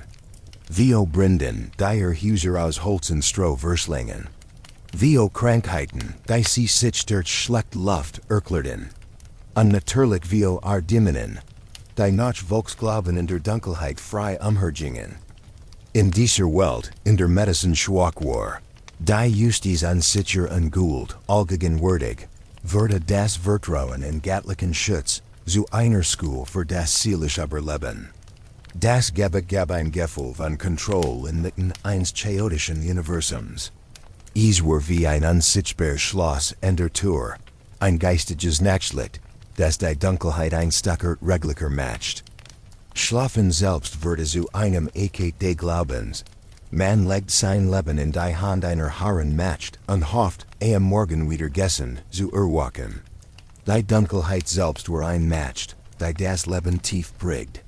Für uns Hut ist die Nacht oft nur ein Verlängerung des Tags. Heller leuchtet von Straßenlampen, Bildschirmen und elektrischen Glühbirnen. Aber im Mittelalter war die Nacht ein Eigensreich. Sobald die Sonne versank, verschwand die Welt in einer Schwurs. Die so vollkommen war, dass sie für uns kaum vorstellbar ist. Kein Licht, keine Orientierung, nur eine lumfassen Finsternis, die Sinn schürft und die Fantasie entfesselt. In dieser Dunkelheit wurden Gergusch verstärkt. Ein Rascheln kann wie ein Schritt klingen, ein Windstoß wie ein Flüstern. Jeder Schatten kann ein Rüber sein oder ein Geist. Viel Glotten, das in diesen Stunden die Grenzen zwischen Lebenden und Toten verschwammen. Geister, Dämonen und Kobold. Gestalten, die wir heute als Folklore sehen, waren für sie bitter realit. Die Nacht war die Bun, oft dies Wesen in ihren Gedanken lebendig wurden. Das Leben imitiert dieser Dunkelheit hat jultet psychologisch Folgen. Jede Nacht bedeutet maximal Verwundbarkeit. Die Angst vor dem Unsichtbaren war ein ständig Last. Sie hielt den Geist wachsam, schürft die Sinn, ließ aber auch wenig Raum für echten Schlaf. Möglicherweise war genau das der Grund, warum viele Menschen im Mittelalter sich schliefen, also in zwei Phasen. Das Aufwachen mitten in der Nacht diente nicht nur körperlichen Bedürfnissen, sondern auch dazu, die Umgebung neu zu prüfen. Die Sicherheit der Familie und des Hauses zu bestätigen und den Mut zu sammeln, sich wieder dem Schlaf hinzugeben. Die Nacht des Mittelalters war deshalb nicht einfach ein Zeitraum der Ruhe. Sie war eine Herausforderung, ein psychologisches Ringen. Man konnte nicht entkommen, sie war wie ein unsichtbarer Gegner, der den Körper und den Geist auf die Probe stellt. Und wie reagierten die Menschen auf diese unruhige, gefährliche Nacht? Sie blieben nicht einfach passiv. Sie klammerten sich an das, was ihnen zur Verfügung stand. Brüche, klein Heilmittel und Ritual. Auch wenn viel davon aus heutiger Sicht seltsam, wirkungslos oder sogar schlicht erscheinen, waren sie damals wichtig Werkzeuge. Genau wie die Medizin insgesamt, waren auch die Schlafmittel des Mittelalters ein Mischung aus Volksweisheit, Aberglauben und dem Prinzip von Versich und Irrtum. Das Wissen über den menschlichen Krieg im Mittelalter war sehr begrenzt. Viele Menschen, selbst Hurst, verstanden nur wenig davon, wie Schlaf wirklich funktioniert. Deshalb war die Suche nach Heilung für Schlafproblem ein Mischung aus Experiment, Tradition und Aberglauben als ein Klärwissenschaft. Ein sehr beliebtes Mittel waren Gurstewin. Dies Getränk wurden Tierkruten versetzt, die ein beruhigend Wirkung haben sollten. Man glaubt, dass die Pflanzen dem Geist Frieden schenken und den Körper Mut machen. Das Problem dabei war, dass der Wein sehr stark war. Der Alkohol sorgt zwar dafür, dass man schnell einschlief, aber rot den Menschen die Möglichkeit, tief und erholsam zu schlafen. Der Schlaf wurde flach und zerbrochen. Oft wachten die Leute mitten in der Nacht auf. Trockenem Mund, Kopfschmerzen oder einem Hers, das unruhig schlug. Am Morgen fühlten sie sich erschöpft, selbst wenn sie viele Stunden im Bett gelegen hatten. Neben dem Wein gab es auch Kräutertees, die in einfachen Tankrigen oder Holztassen serviert wurden. Einige davon kennen wir heute noch. Kamille, die beruhigen Salt oder Baldrian, von dem man hofft, dass die Nerven besänftigt. Dar im Mittelalter was kaum jemand, wie viel man von einer Pflanze wirklich nehmen dürft, oder welch Pflanzen man lieber nicht miteinander mischen sollt. So konnten die Tee schwach und wirkungslos sein, oder viel zu stark, mit Nebenwirkungen, die niemand verstand. Und der unschwängliche Heilmittel fanden ebenfalls ihren Weg ins Schlafzimmer. Manche eigen Salat, weil einen milchigen Saft enthielt, dem ein leicht beruhigend Wirkung nachgesagt wurde. Und der probierten Mann, aus dem Opiumjuenen wurden Kant ein starkes, aber gefährliches Mittel, das schnell abhängig macht. gab auch die Vorstellung, das besten Speisen den Schlaf herbeiführen konnten. Etwas Suge Brei oder warm Milk mighty Zen. Vieles war rein Hoffnung, gestet auf Beobachtungen unters London. Die von Generation zu Generation weiter gegen wurden. Die mittelalterliche Medizin war ein Bunts Flickwerk. Sie bestend aus kleinen Stücken alten Wissens, erfahrungen aus dem Alltag. Geheimnisvollen Geschichten und einer tiefen Überzeugung, dass die Naturkraft besses, die den Menschen helfen konnten, oder sie bestrafen würden, wenn man sie falsch behandelt. Hurst, Barbier und wandernd Heiler gaben Ratschluch, die sich meistens der Lehre der Körpersucht orientierten. Wenn jemand nicht schlafen konnt, glaubt man, dass zu viel oder zu wenig von einem dieser Säften Körper war. Das Heilmittel besten dann oft aus drastischen Maßnahmen. Aderlass, Bürschen substituieren, oder stark Abwehrmittel, die den Körper reinigen sollten. Da das Ziel war nicht wirklich, erholsamen Schlaf zu schenken. Ging darum, den Patienten ruhig zuselen. In irgendwieser Ruhe zu zwingen, oder in für ein Weil das Bewusstsein verlieren zu lassen. Das seit uns, wie wenig Mittel die Menschen damals wirklich hatten.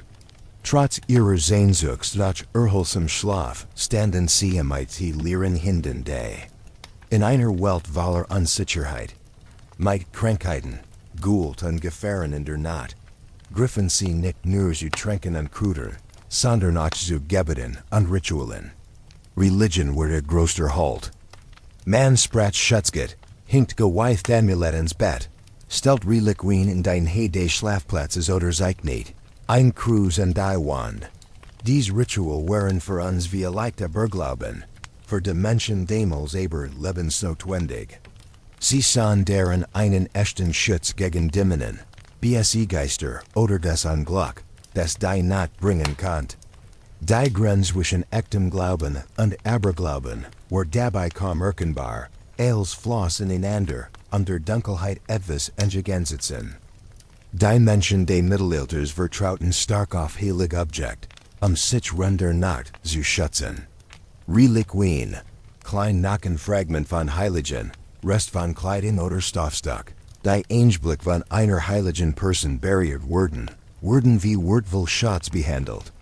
Wir legten dies Gegenstände direkt unter ihr Kissen oder stellten sie neben das Bett, in der Hoffnung, dass die unsichtbare Kraft der Heiligkeit wie ein Schutzschild wirkt. Man glaubt fest daran, dass dies Dinge BSE Geister abwehren, Krankheiten fernhalten und sogar Albtrum verhindern konnten. Neben den Reliquien waren Amulett und Talisman weit verbreitet.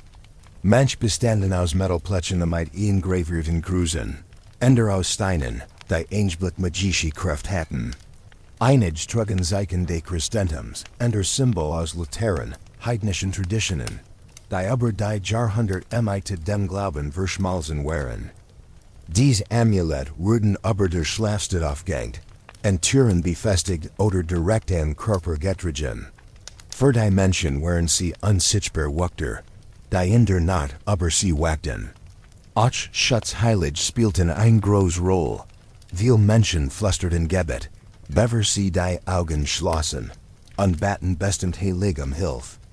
Zum Beispiel rief man den heiligen Christophorus und den Beschützer der Reisenden, weil die Nacht wie ein Gefgrisch Ries voller unsichtbarer Gefahren erschien. In anderen Regionen wann man sichen lokali heilig, denen man besonder macht aber Dämonen oder Krankheiten zuschrieb. Erbitten zu verstärken, gingen die Menschen in die Kirche, in sundeten Kursen oder brachten Opfergaben dar. Dies Gesten waren Ausdruck echter Verzweiflung, ein Handel mit dem Göttlichen, damit die Nacht ohne Schrecken verging. Die Ritual waren vielfältig. Manch bekreuzigten sich immer wieder, bevor sie einschliefen. Ender sprengten Zimmer die Weihwasser, es symbolisch von Bossen Kraften zu reinigen.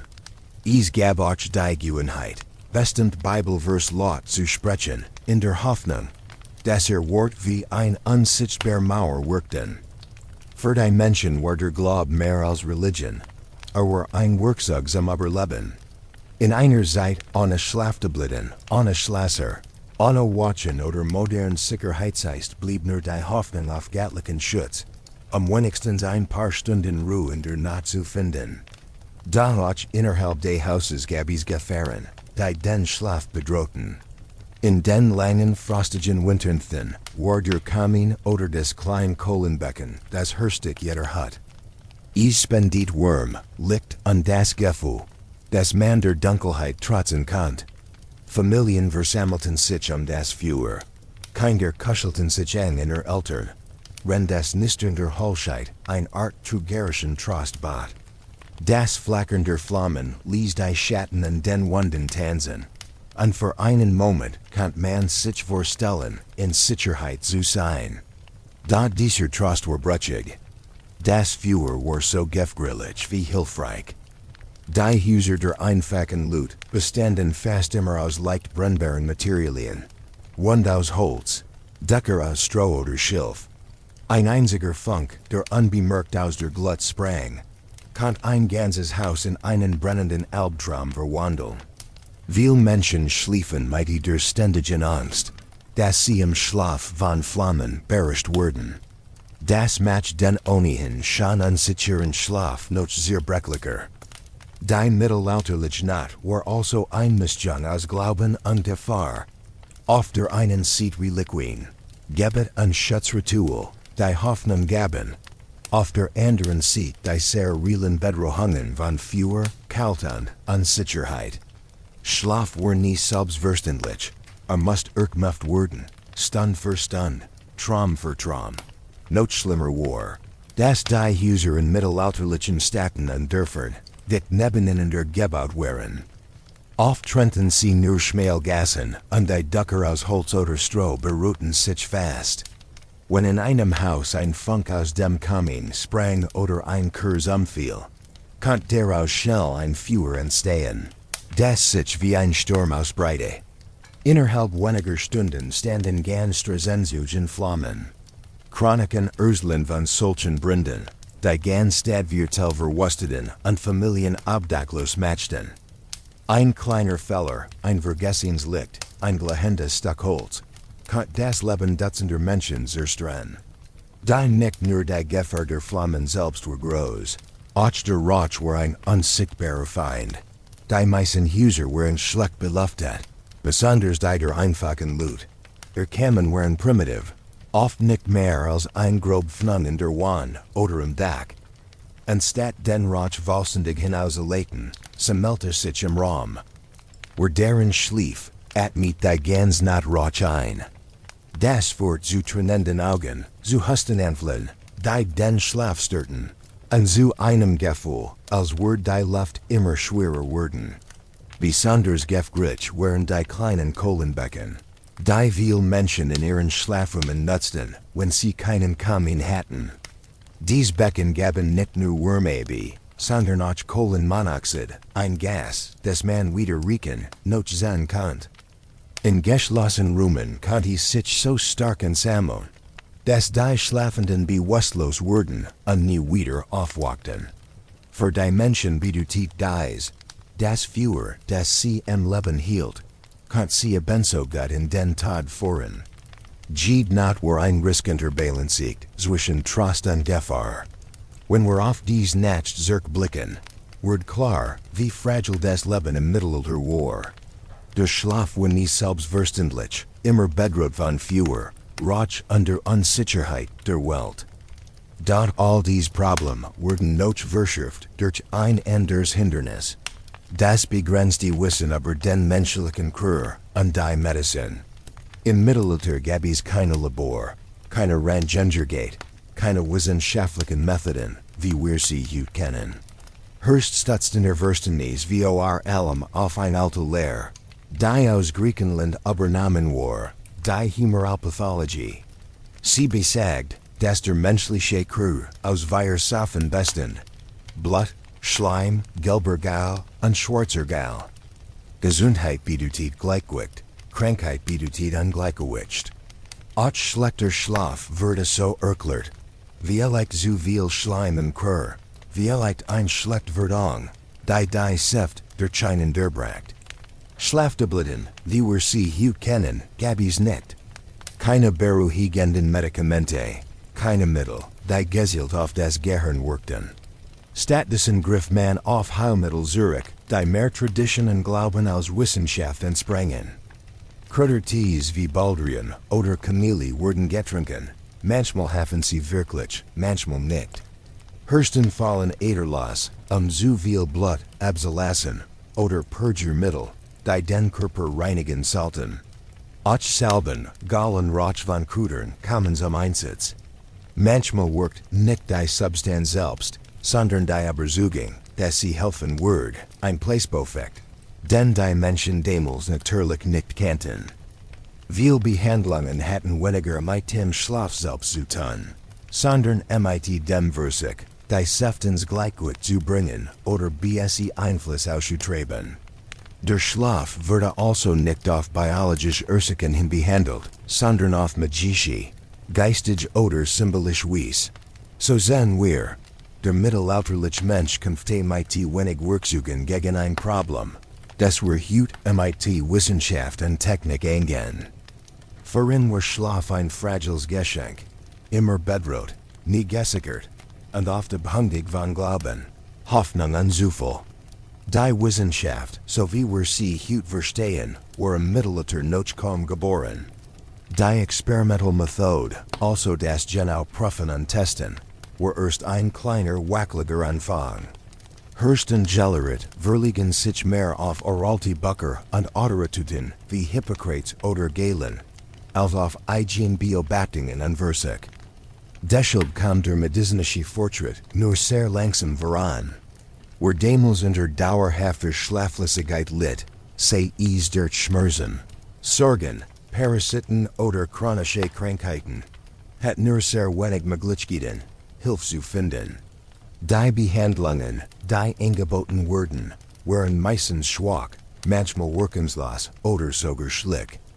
Das fehlende Wissen über die wahren Ursachen für Schlafprobleme, zusammen mit dem Fällen richtiger Heilmethoden, zwang viele Menschen dazu, unruhig Nacht und Qual zu verbringen.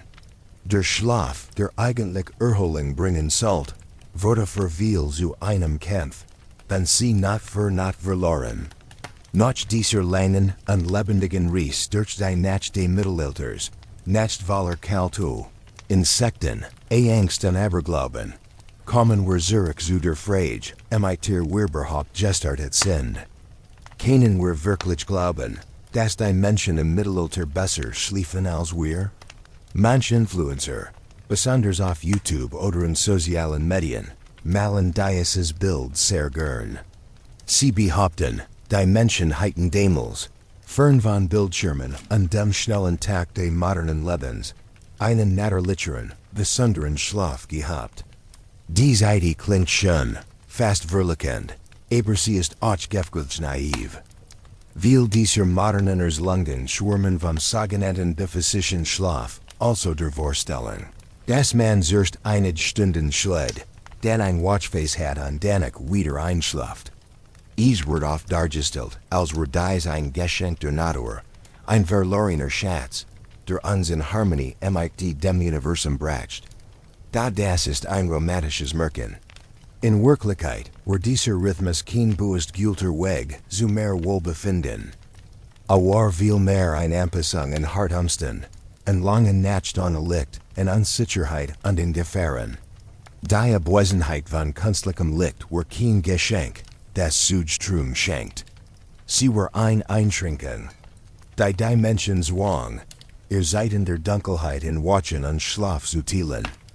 Dazu kamen all die Strungen, die man nicht einfach ignorieren kann. Das Jucken von Flohen und Wahnsinn, der Beisen Geruch von Abfall und Körpern, die Bitterkeit im Winter oder die drückende Hitze im Sommer. Auch die ständige Angst vor Dieben, Brinden, Geistern oder Dämonen ließ das Herz nicht zur Ruhe kommen. Und wenn man dann noch bedenkt, dass es keinerlei wirksam Medizin gab, wird klar, dass die Nacht oft eher von Qual als von Erholung geprägt waren. Darum ist dies falsch, Den Mittelalterlichen Schlaf nur oft die romantische Vorstellung von erstem und zweitem Schlaf zu reduzieren. Dies wären Faken übersieht die Wirklichkeit und verharmlost die echten Problem, mit den die Menschen leben mussten. Die Wahrheit ist, unsere moderne Welt, mit ihrer Technologie und ihren medizinischen Fortschritten, hat uns von manchen natürlichen Rhythmen entfernt.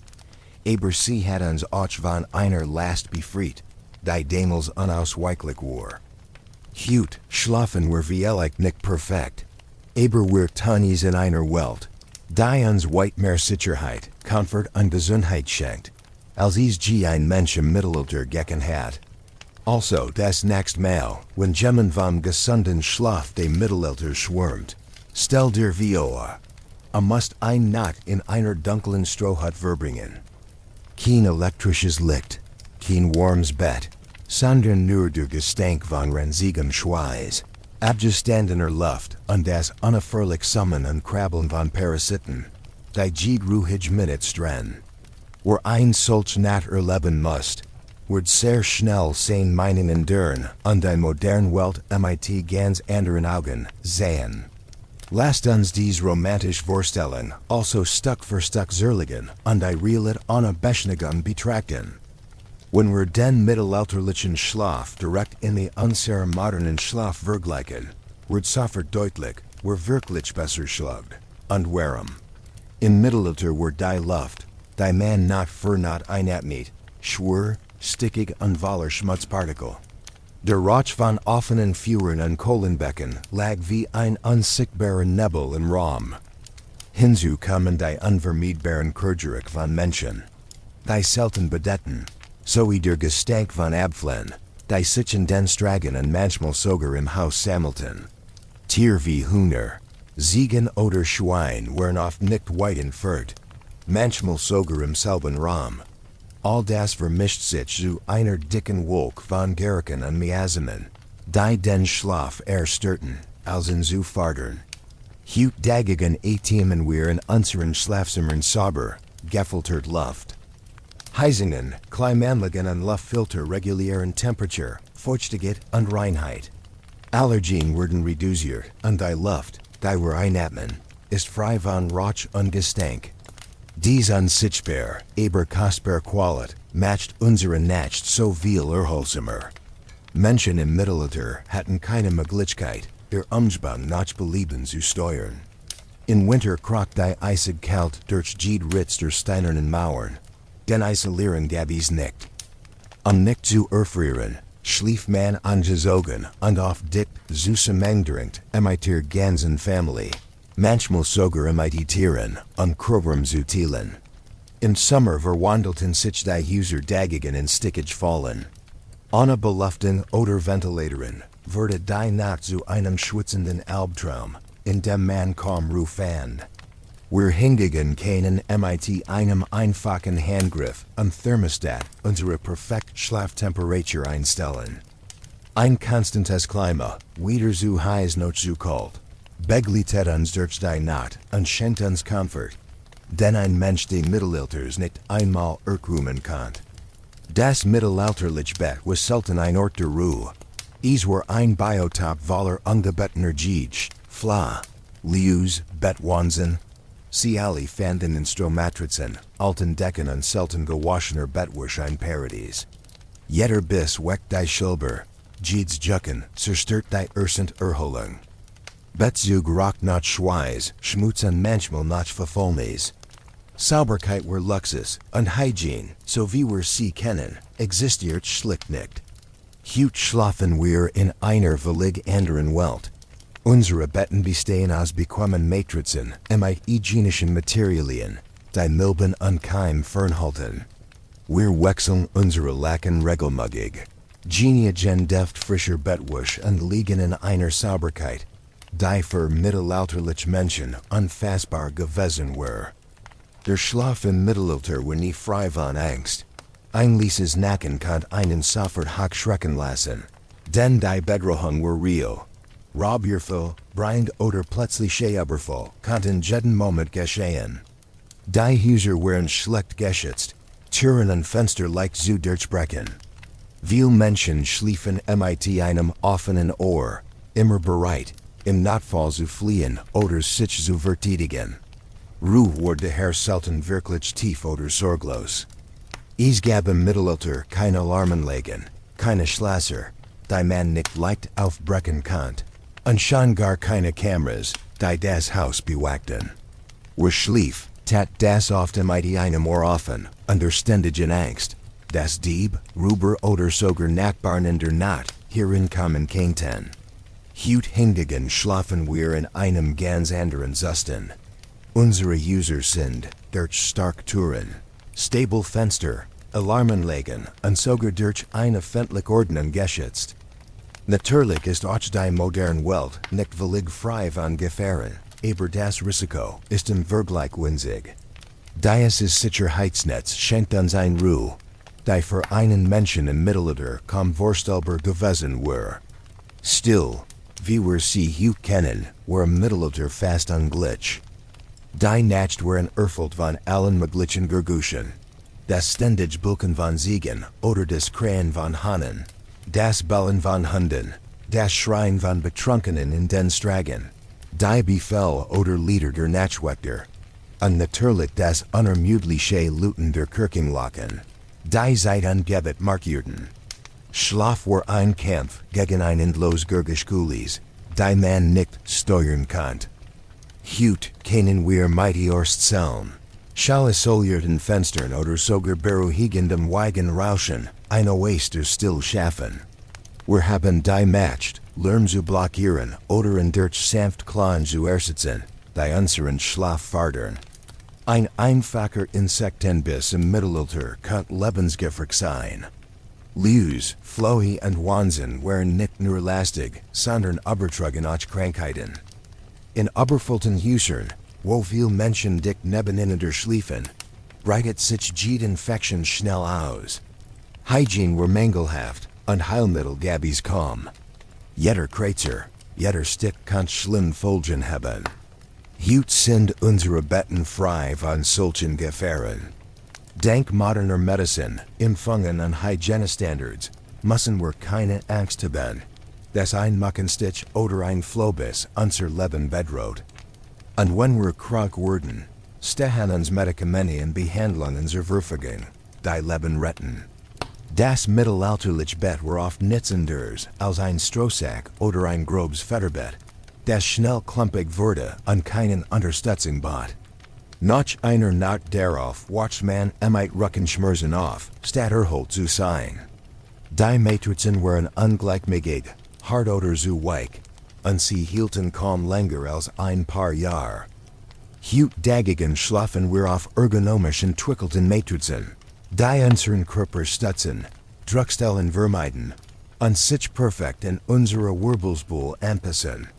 Moderne Kissen sind so gestaltet, dass sie Nacken und Kopf optimal halten, egal in welcher Position wir schlafen.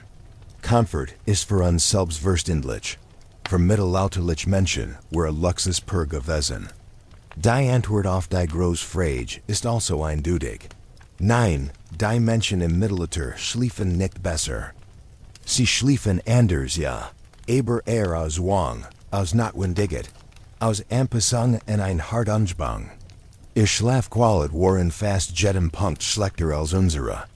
Wir heut behauptet, dass der Schlaf im Mittelalter gesunder war, malt ein romantisches Bild, das mit der Realität nichts zu tun hat. Es ist ein gefährlich Virenfaken, die all die Fortschritt unterschlägt, die wir in Sicherheit, Hygiene, Medicine und Comfort erreicht haben. Wenn wir die Nachrichtens Mittelalter zusammenfassen, sahen wir, Strohset Waller Unjezephyr, Bayesend kalt im Winter, Erstekend Hitze im Sommer, ständiger Lärm, Angst vor Überfällen, der Schatten von Aberglauben und Dämonen, schlecht Geruch, Krankheiten ohne Heilmittel. Jede Nacht war weniger ein Moment der Erholung, als vielmehr ein täglicher Berlbenskampf. Schlaf ist kein universals, Gleichserlebnis, sondern ein Spiegel seiner Zeit. Hängt von Kultur, Technik, Wissen und den materiellen Umständen.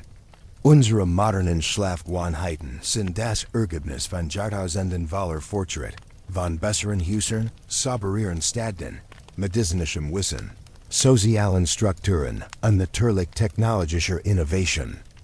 Wenn du dich also des nächst Mal darüber ärgerst, dass dein Matratz zu weich ist, oder das Draugen ein Auto habt, erinnere dich, du schläfst auf einem hygienischen Bett, in einem sicheren Zimmer, mit sauberer Luft, kontrollierter Temperatur und ohne die ständige Angst vor Krankheiten oder Überfällen. Diese kleinen Dinge sind in Wahrheit riesige Privilegien, die für einen mittelalterlichen Menschen wie ein Traum gewirkt hätten. Und da, in einer einzigen Sache wären sie uns überlegen, der Dunkelheit. Ihr Nacht wären wirklich schwarz, ohne Straßenlaternen, ohne Smartphones, ohne das blaue Licht der Bildschirm. Dies natürlich Dunkelheit verdeckt die Melatonin-Produktion und kann tiefen Schlaf begünstigt haben. Aber dieser Vorteil ging unter im Chaos von Lärm, Gefahr und Ungeziefer. War wie ein Schatz, der unter Schutt und Dreck verborgen blieb. So endet unseres durch die Nacht des Mittelalters, ein Ries voller Mythen, Schrecken und wertvoller Lektionen. Ich hoffe, dies Geschichte hat dir gefallen und dir gezeigt, wie weit wir gekommen sind. Dies ist der nachtliche Historiker, den Begleiter in schlaflosen Stunden. Wenn du mehr solcher Geschichten ren willst, hinterlass ein Like und Abonniere. Und bleib Teil dieser nachtlichen neugierigen Gemeinschaft.